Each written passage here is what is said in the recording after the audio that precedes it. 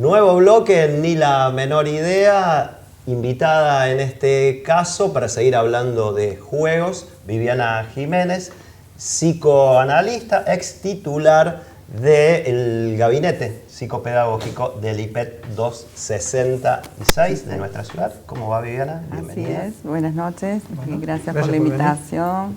¿Cómo va? Jorge, sí. Decidiste invitarla en la producción de la semana a Viviana. Contanos un poquito, contale a la audiencia por qué. ¿Por qué? Básicamente porque en este segundo programa dedicado al juego decidimos pasar de la temática del juego y la infancia, que fue el del programa anterior, a la cuestión del juego en los adolescentes y los adultos. Y hay dos temas que nos interesan particularmente. Y uno es la proliferación de las apuestas en línea en los adolescentes, y el otro tema es el del juego convertido en patología, que ha llevado a mucha gente a perder todo. Claro. Sí, muchas gracias por la invitación. Vamos a ver qué se puede decir acerca de esto, que en realidad es muy nuevo, recién hay investigaciones sobre el tema que se están haciendo, por ejemplo, en Córdoba, en un lugar que se llama SADIG, que depende de Francia, de la Escuela de la Orientación Lacaniana, en donde se creó este grupo de gente de Córdoba, SADIG, la patria del síntoma, justamente para estudiar e investigar en la comunidad los fenómenos nuevos que se están dando y qué aporte puede hacer el psicoanálisis para la civilización y para estas cosas que están apareciendo nuevas. En relación a los juegos, las apuestas, en realidad no es algo nuevo, sino que el juego en sí, digamos, en la adolescencia, se ha dado siempre, las apuestas se han dado siempre. Lo que se puede ir investigando y vislumbrando es, por ejemplo, o lo inédito de esto, es que sean online, por supuesto, y consideramos que se viene haciendo ahora facilitado por la tecnología, en donde el niño, desde muy pequeña edad, muy corta edad, ya cuenta con un celular y cuenta con una billetera virtual. Dos elementos que se van investigando, que esta gente de SADIC ha estado investigando en las escuelas secundarias, y lo hemos estado viendo también hace poco, donde bueno, los estudiantes cuentan con esa billetera virtual y por lo tanto pueden acceder sin ningún tipo de controles, ni avales para poder ingresar a sitios de apuestas, y tienen el casino en el bolsillo. Recordemos que hay también, ¿no? Teóricamente es para mayores de 18 años en el formato, pero no hay nada que haya que justificar que uno es mayor de 18 años, ¿no? Claro. Eso es lo que permite la virtualidad, engañar de ese modo, ¿no? Exacto. Tal vez en el juego antiguo, no sé, no podías jugar si no eras mayor de 18 años, no sé, digo, en un bar. Te jugabas las cartas en un bar si eras mayor de 18 años y capaz que te sacaban de raje.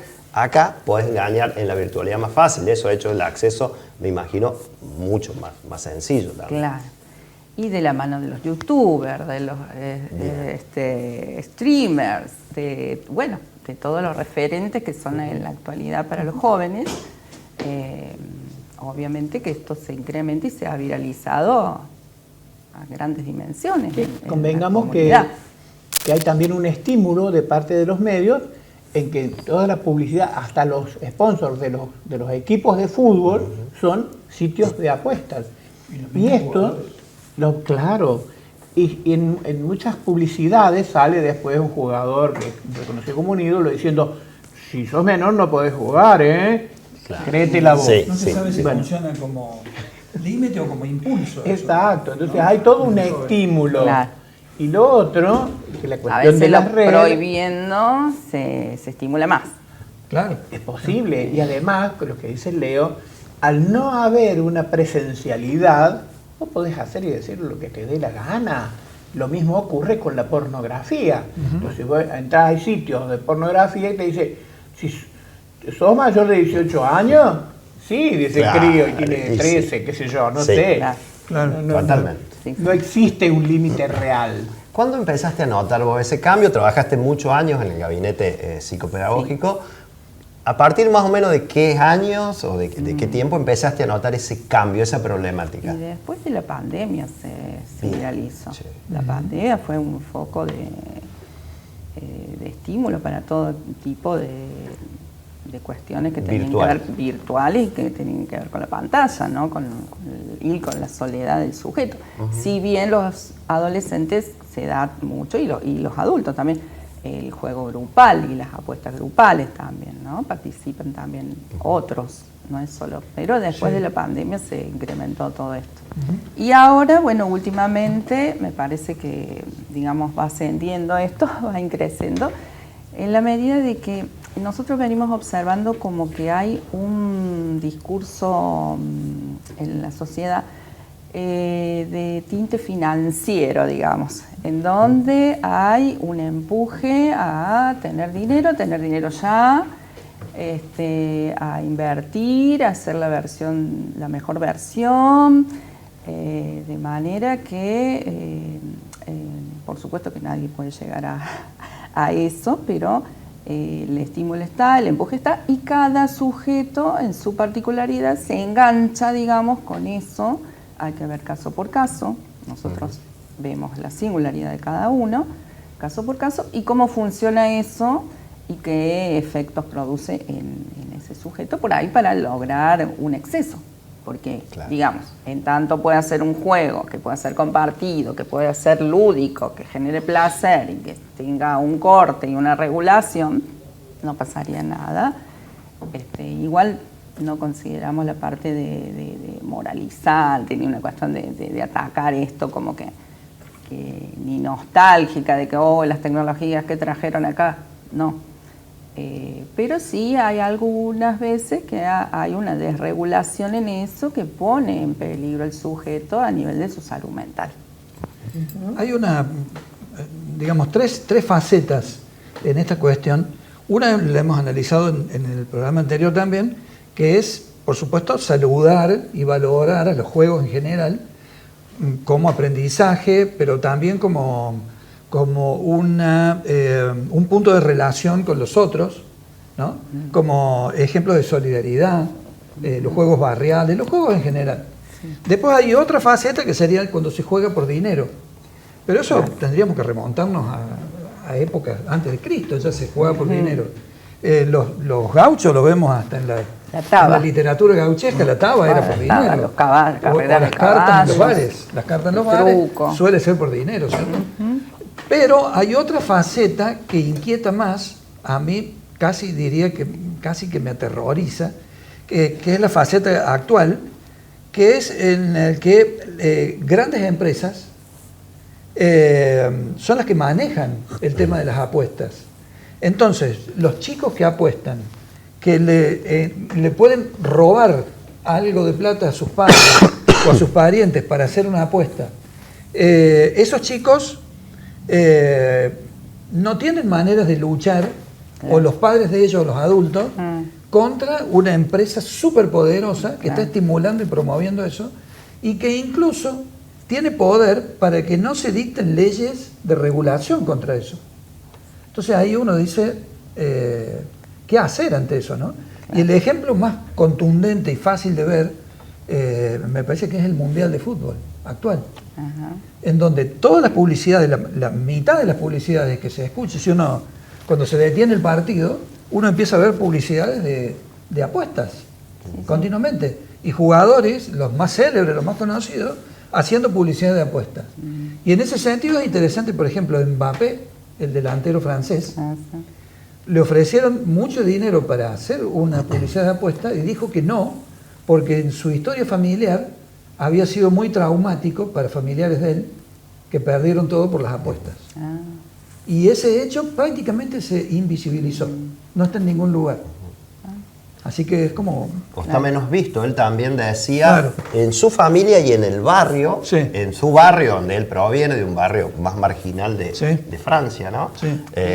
había destruido muchas vidas, muchas familias sobre todo.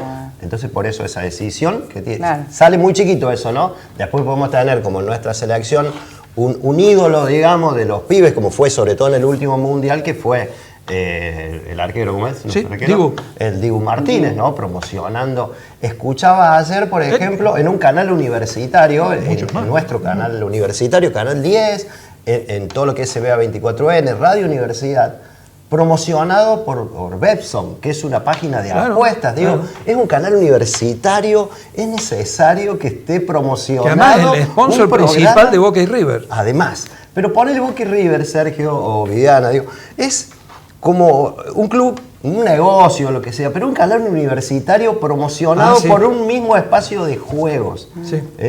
Lo veo como... Claro, por ahí no se trata de demonizar, como decía yo, ¿no? Sino que como cada sujeto va a ir a enlazarse a eso. Y, bueno, por supuesto que está manejado por algoritmos. Esto lo que dice Sergio es porque esto responde a un algoritmo singular para cada uno.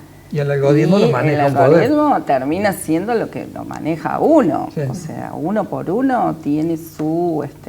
le aparece en internet lo que supuestamente le produce placer y le gusta, y ese es el goce adictivo, ¿no? Entonces, es verdad, es muy difícil escapar a eso. Sí. Y es muy difícil también, me parece, esto que decís vos, de los capitales, porque se necesita para sobrevivir. Decía Sergio de que a lo mejor el Mundial se hubiera hecho si no estaba todo el aparato económico que sostiene, las marcas, etcétera. O sea, sí, porque eso, se hizo... estaba en un sistema de productividad, de rendimiento, del capitalismo y... Claro, tampoco naturalizarnos nosotros y decir y es la única salida, porque los mundiales se hicieron, no es para polemizar con vos, pero los mundiales se hicieron muchísimas veces sin que estuviesen patrocinados por esto, ¿no? Y digo nosotros tampoco naturalizarlo, me parece. Es lo que hay, pero bueno, está bueno que lo podamos debatir, o ponerlo al menos en cuestión. Está bueno. Hay dos puntos ahí de lo que está diciendo Viviana que me parecen muy interesantes. Por un lado, estamos ante una realidad que surge en estos últimos años, que no solamente alcanza la cuestión del juego, sino algo que vos mencionaste, Vivi, que es el tema de las inversiones. Entonces yo conozco chicos de 13 años que compran acciones o que invierten en fondos comunes de inversión, tratando de hacer rendir su dinero u obtener beneficios sin tener que trabajar. Eso por un lado. Y por otro lado, esta mismísima realidad está exigiendo un mayor control, una mayor presencia de los padres, sin duda. Ese es el otro asunto importante. Yo me animaría a decir que en general los padres están con la cabeza en otro lado. Sí, y otra tarea para la escuela, ¿no? Sí, igualmente, sí, para trabajar en la escuela, pero en el consultorio, por ejemplo, los que consultan son las familias, son los padres, porque ellos son los que traen al paciente, digamos, o al hijo o al menor que por ahí está con esta problemática. Sí. ¿Se ven también con adultos estas problemáticas? Por ejemplo, gente que no puede dejar de ir al casino, a veces gastando la plata que no tiene. Esto, digamos, registra algo que siempre se vio, hay un incremento, ¿eso se puede saber? Sí, eso, digamos, lo más notorio es que va incrementándose en niños y adolescentes y más llamativo. Por ahí los adultos sí, también se ha incrementado, pero bueno, quizás no tanto de la manera la manera preocupante que está en los jóvenes. Además en los jóvenes, digo, por ahí en los adultos, aquel que laburaba todo el mes, llegaba a fin de mes, iba y se gastaba la plata en el casino, después toda la familia durante todo el mes corría la liebre. Conocemos casos de eso un montón. Sí. Digo, en el caso de los niños o de los adolescentes, esa plata la tienen que sacar de algún lado, ¿no es cierto? Generalmente afectando más al vínculo por ahí, padres, abuelos, tíos o algo. Se ve eso también, ¿verdad? Es lo que uno escucha al menos. Sí. Sucede. Muchas veces se recurre a eso porque quienes proveen de dinero son los adultos, los niños no trabajan, se supone, y pero tienen la billetera virtual desde muy pequeño por las transferencias, para ir a la cantina, en la escuela o para hacer fotocopias, lo que sea, Sí, necesitas con las darle extensiones de eso. las tarjetas también. Y Me gustaría ir apuntando un poquito también al tema de los adultos. Yo me hago una pregunta. Por ejemplo, en algunos vicios, como puede ser el tabaco, el alcohol, hay una dependencia física, hay una dependencia de un elemento, de la nicotina, del alcohol, que provee, qué sé yo, una sensación de placentera o alivio. ¿Qué hace que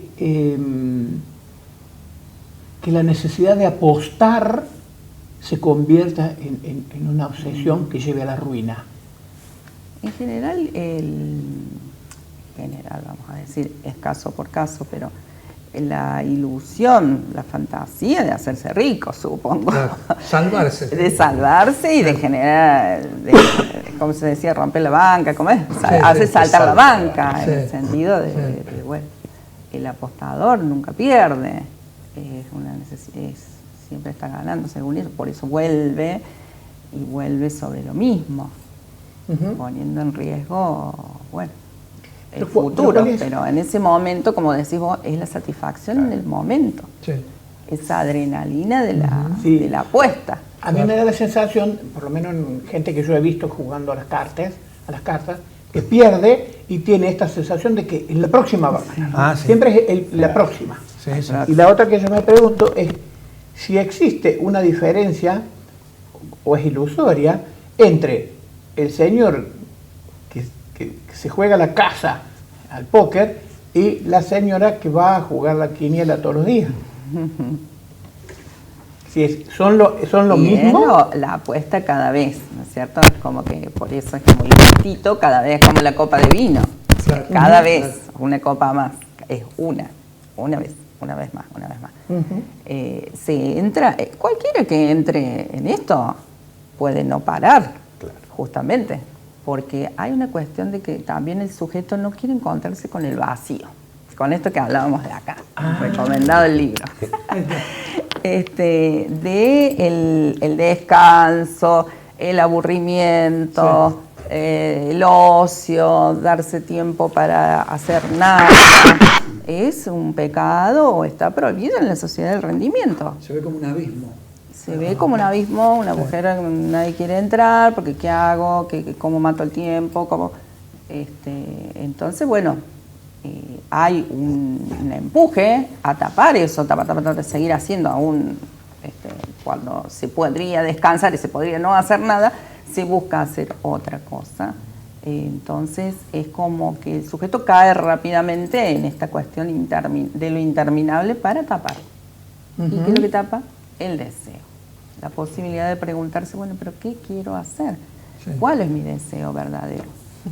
¿Por qué estoy acá jugando? ¿Por qué estoy acá en el casino? ¿Por qué estoy con el celular solo? Qué sé yo, que si gano 10, que si pierdo 10. Vos mencionaste ¿Qué me estoy perdiendo?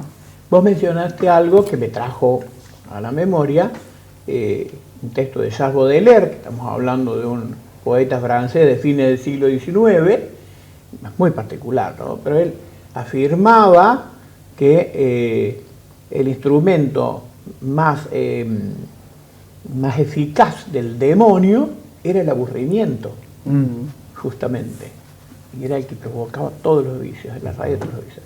El aburrimiento era esa gran invención del demonio.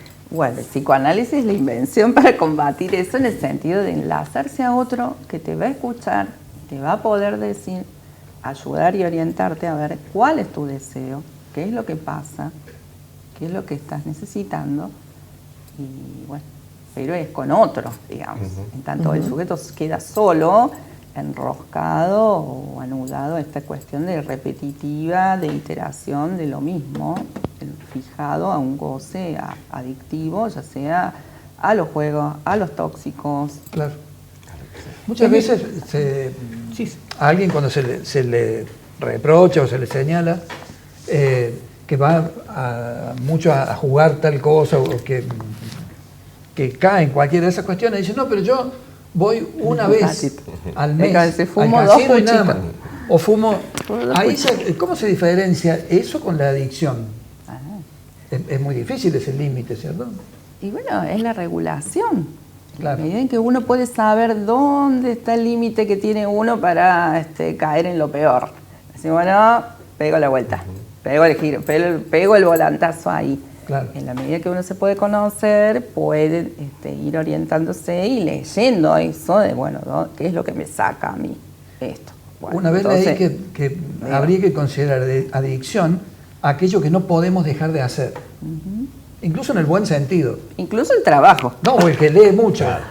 Tiene la adicción de la lectura, Sí. ¿cierto? O sea, enseguida En es sentido- como que claro. hay algo Pero no en puede el dejar de sujeto hacer de eso. ese goce que Sí. tiqui, tiqui, tiqui, de metonímico interminable infinito. Claro, claro. Es más, por eso el psicoanálisis también aporta el corte. Que la inteligencia artificial, la IA, que la inteligencia artificial muchos consultan con la IA. La inteligencia artificial dice, bueno, no tiene corte, porque te responde de forma interminable. En cambio uno en la lista, bueno, se acabó la sesión, o sea, hace un corte ahí, abrocha, se va abrochando algo. Y nunca dice algo lo va a más quedar. humano que no sé. Claro, y es un saber completo. En tanto, bueno, uno conversar con otro que algo sabe, pero no tanto. Y una cosa linda que me gustaba decirles es que el psicoanálisis es la única práctica, digamos, que puede responderle al sujeto, interpretarle con las mismas palabras que el sujeto le da. No van a ser las mismas las tuyas, o sea, no Seguro, van a ser. claro, claro. Entonces, Una cosa que quería preguntarte, que va surgiendo de todo esto, es si esa imposibilidad de reconocer el límite no tiene base en una carencia afectiva. Si con eso, con el juego como vicio o como cualquier vicio, no estamos tapando o cubriendo la angustia. alguna carencia. Puede ser, la angustia, la culpa. Hay que ver algo inconsciente que está funcionando ahí, atrayendo este taponamiento con una sustancia o con algo que no es... La falta. que no, claro, está cubriendo la falta. Con Acá. algo que no te lleva a buen puerto. Porque, digamos, puede llevar hasta la muerte, ¿no es cierto? O sea, conozco casos... bueno, de jóvenes que se encierran, no comen, no se bañan, nada, están sentados. Bueno, vieron que también viene todo el gamer. Para estar muy cómodo viene el ahí, silloncito, ¿no? la Sí. cosa toda, el aire acondicionado, qué sé yo, los padres le pasan la comida como Tremendo. por haber. Sí. O sea, lleva lo peor. Bueno, Sergio, ¿te queda una ahí como No, para ir cerrando? No, me pareció brillante. Sí, por supuesto, mucho para conversar. Ahí se me ocurre preguntarte si es en para estos seguirlo últimos conversando. años, después de la pandemia nos ha dejado muchas cosas, entre ellos también esto potenciado, por supuesto, como si bien ya no estás trabajando, ¿no?, en educación, ¿ha habido una adaptación ahí, o potenciar un poquito más el tratamiento por parte de los psicopedagogos, las psicopedagogas, digamos? ¿Los colegios se han preparado para esta problemática o se están preparando para atender a este problema? Desde el ministerio hay protocolos. Bien. Pero por supuesto que son protocolos porque en una institución es mucha la gente Sí. y es todo, para todos lo mismo, digamos, Claro. estandarizado. Y Bien. se dan como clases de los riesgos, generalmente Claro. los riesgos. No hagas esto porque esto Claro. no se hace, prohíbo. O cuando ocurre, o no hagas hacer esto tal porque te cosa, va a pasar claro. una cosa muy fea, te va a pasar Claro, algo no se malo. puede ir más a las individualidades, eso, digamos, claro. pero Y bueno. más aún si van desapareciendo los gabinetistas de las escuelas, Claro. que debo decirlo también. Bueno, muchas gracias, ojalá que vuelvan, Muchas que Ojalá no que no sí. tengan que trabajar tanto, eso sería lo ideal, pero bueno, Sí. es así. Muchas gracias. Bueno, gracias a ustedes.